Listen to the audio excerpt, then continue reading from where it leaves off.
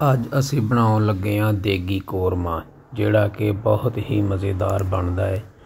ਬਿਲਕੁਲ restaurant style ਵਰਗੂ ਬੜਾ ਹੀ ਮਜ਼ੇਦਾਰ ਦੇਗੀ ਕੋਰਮਾ।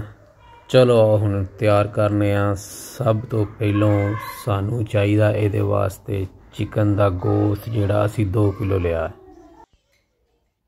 4 ਅਦਦ ਪਿਆਜ਼ ਲੈ ਕੇ ਅਸੀਂ ਛਿੱਲ ਲਏ ਆ। 2 ਕੱਪ ਦਹੀਂ, ਤਕਰੀਬਨ ਅੱਧਾ ਕਿਲੋ।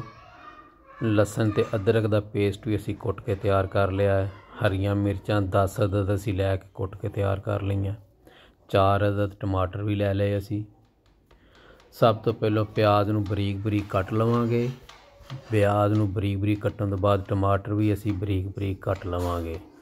ਚੁੱਲ੍ਹੇ ਦੇ ਉੱਤੇ ਕੜਾਹੀ ਰੱਖਾਂਗੇ। ਕੜਾਹੀ ਦੇ ਵਿੱਚ ਤੇਲ ਪਾਵਾਂਗੇ। ਤੇਲ ਪਾ ਕੇ ਜਦੋਂ ਤੇਲ ਗਰਮ ਹੋ ਜਾਏ ਤਾਂ ਉਹਦੇ ਵਿੱਚ ਅਸੀਂ ਪਿਆਜ਼ ਪਾਵਾਂਗੇ। ਪਿਆਜ਼ ਨੂੰ ਕਰਾਂਗੇ ਬਰਾਊਨ। ਜਦੋਂ ਪਿਆਜ਼ ਬਰਾਊਨ ਹੋ ਜਾਏ, ਅਦਰਕ ਲਸਣ ਦਾ ਪੇਸਟ ਡਾਲ ਕੇ 5 ਮਿੰਟ ਇਹਨੂੰ ਭੁੰਨਾਂਗੇ।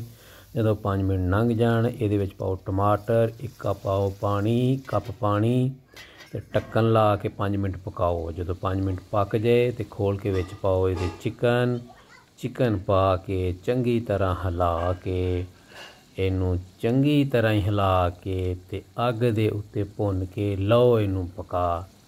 ਜਦੋਂ ਇਹ ਚੰਗੀ ਤਰ੍ਹਾਂ ਮਿਕਸ ਹੋ ਕੇ ਪੱਕ ਜਾਏ, ਪਾਣੀ ਸੁੱਕ ਜਾਏ, ਵਿੱਚ ਹਰੀਆਂ ਮਿਰਚਾਂ ਪਾਓ। ਹਰੀਆਂ ਮਿਰਚਾਂ ਪਾ ਕੇ ਇਹਨੂੰ ਫਿਰ ਹਿਲਾਓ। ਇਹਨੂੰ ਇੱਕ ਵਾਰੀ ਫਿਰ ਹਿਲਾ ਕੇ ਚੰਗੀ ਤਰ੍ਹਾਂ ਮਿਕਸ ਕਰੋ। ਹੁਣ ਪਾਓ 1 ਚਮਚੀ ਲੂਣ, ਨਮਕ, 1 ਚਮਚੀ ਲਾਲ ਮਿਰਚ, ਅੱਧੀ ਚਮਚੀ ਕਾਲੀ ਮਿਰਚ, ਅੱਧੀ ਚਮਚੀ ਹਲਦੀ ਦੀ ਅਤੇ ਅੱਧੀ ਚਮਚ, ਪੂਰਾ ਹੀ ਚਮਚ ਲਾ ਲਓ ਤੁਸੀਂ, ਇੱਕ ਸੁੱਕੇ ਧਨੀਏ ਦਾ, ਅਤੇ ਅੱਧਾ ਚਮਚ ਜ਼ੀਰਾ।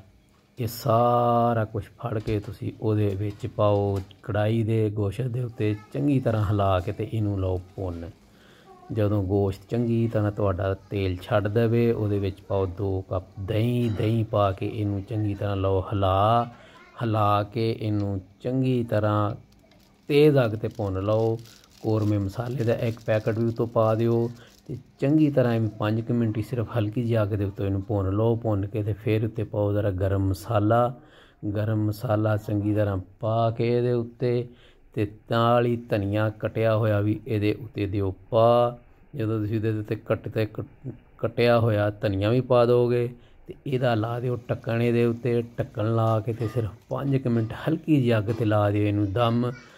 ਬੜਾ ਹੀ ਮਜ਼ੇਦਾਰ ਤੁਹਾਡਾ ਚਿਕਨ ਦੇਗੀ ਕੋਰਮਾ ਹੋ ਗਿਆ ਤਿਆਰ। ਆਪਣੇ ਘਰ 'ਚ ਆਪੇ ਬਣਾਓ ਅਤੇ ਆਪੇ ਹੀ ਖਾਓ ਅਤੇ ਆਪੇ ਹੀ ਮਜ਼ੇ ਕਰੋ।